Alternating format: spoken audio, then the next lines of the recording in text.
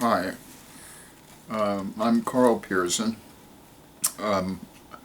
also a Harvard lawyer, and was the candidate or tried to become the candidate for New York Attorney General 5 times. I recognized and publicized in 2010 that the New York Attorney General is the second or possibly the most powerful elected official in the United States. Letitia James is the current New York Attorney General, elected to a 4-year term in 2018, with the next election for her coming in 2022. That's more than 2 years from now. This is what worries President Trump, who can't fire her. So he has tried to do the closest thing to that, which this past Friday night was to attempt to fire the United States Attorney for the Southern District of New York, Geoffrey Berman. The attempt failed and resulted in Berman's deputy, Audrey Strauss, taking over for Berman and continuing what Berman was doing. New York City was where Trump operated at all times until he moved his personal official residence to Florida last year. This means that all of his pre-presidential activities were headquartered in New York and subject to criminal and civil regulation by 2 different prosecuting offices. One, the Southern District of New York, Geoffrey Berman until last Saturday, and now by his trusted subordinate, Deputy U.S. Attorney Audrey Strauss, who became acting U.S. Attorney, with cases against Jeffrey Epstein and against a Turkish state-owned bank for allegedly helping Iran dodge sanctions on oil funds, and others to be mentioned in Part 2. And this is Part 2, by New York criminal prosecutors and the New York Attorney General, Letitia James, who has been working with Geoffrey Berman on criminal matters involving Trump in the Southern District of New York, including the case against Trump's longtime attorney, Michael Cohen, in which Trump is named as a co-conspirator, Rudolph Giuliani, Giuliani's 2 non-lawyer associates, Lev Parnas and Igor Fruman. Also, Letitia James's predecessor, A.G. Schneiderman, sued Trump University and won $25 million in student refunds, and then ordered Trump University to cease business. Also, there are the following Southern District New York cases in which the New York Attorney General has an interest. David Pecker and his formerly owned National Enquirer, involving Trump lying about his campaign payoff to Stormy Daniels. The case involving Deutsche Bank AG,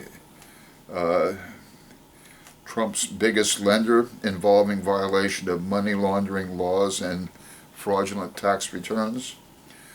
Donations to Trump's inaugural committee and how they were spent, and whether Trump funneled the donations into hush money payments to alleged Trump mistresses.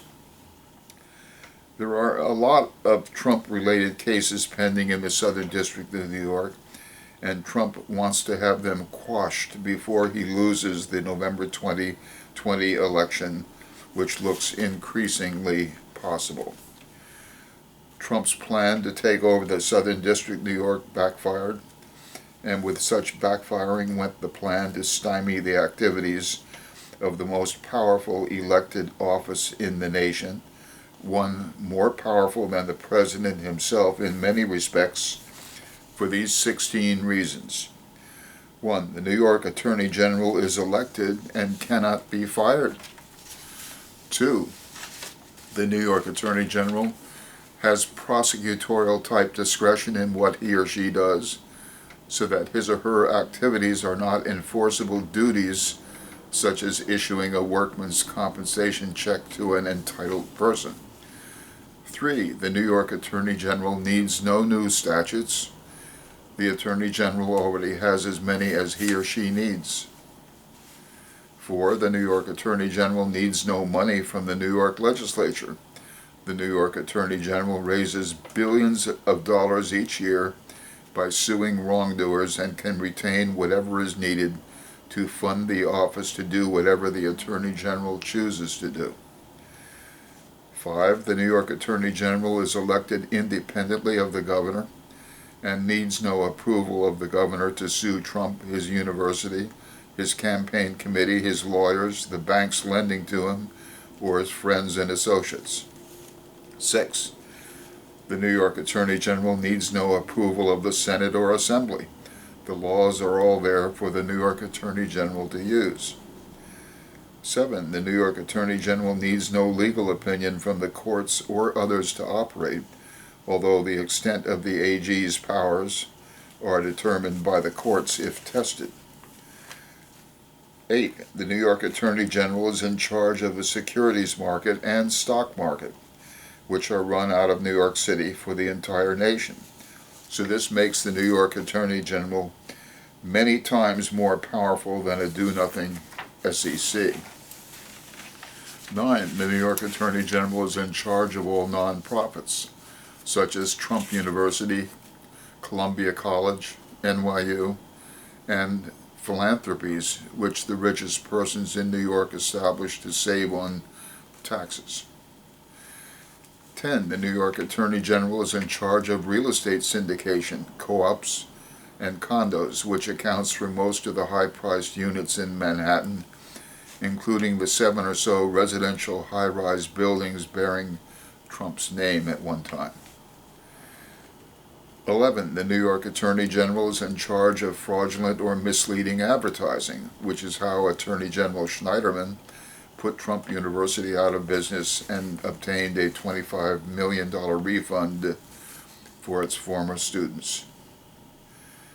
12. The New York Attorney General has the statutory power to sue to enjoin unconscionably excessive prices, which could still be done as to price gouging for PPE sales to New York hospitals and others.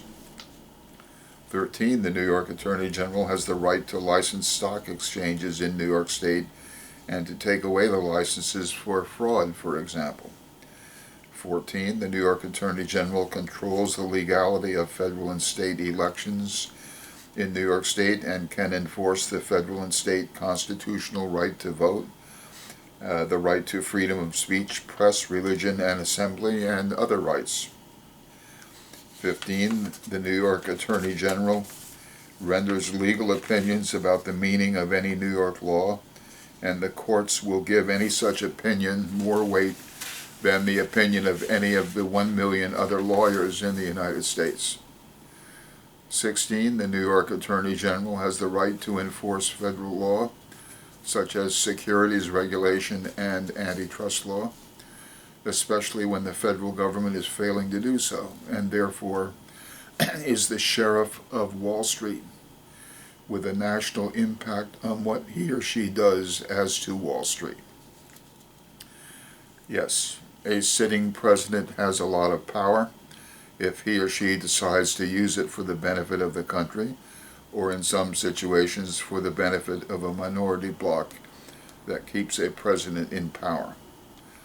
But a sitting president does have to worry about his or her transgressions, including pre-presidential transgressions, particularly if they occurred in New York State, because the combination of the Southern District, New York, and the New York Attorney General are waiting for the outcome of the November 2020 elections, and if Trump is not reelected, the Southern District of New York and the New York Attorney General will probably proceed at full speed with their various Trump-related cases, and if Trump is reelected, the New York Attorney General will still have all the power that she needs to take over much of the Trump-related work of the Southern District, New York, with nothing that Trump can do to stop her or the New York prosecutors, except going into court, which has not worked for Trump recently.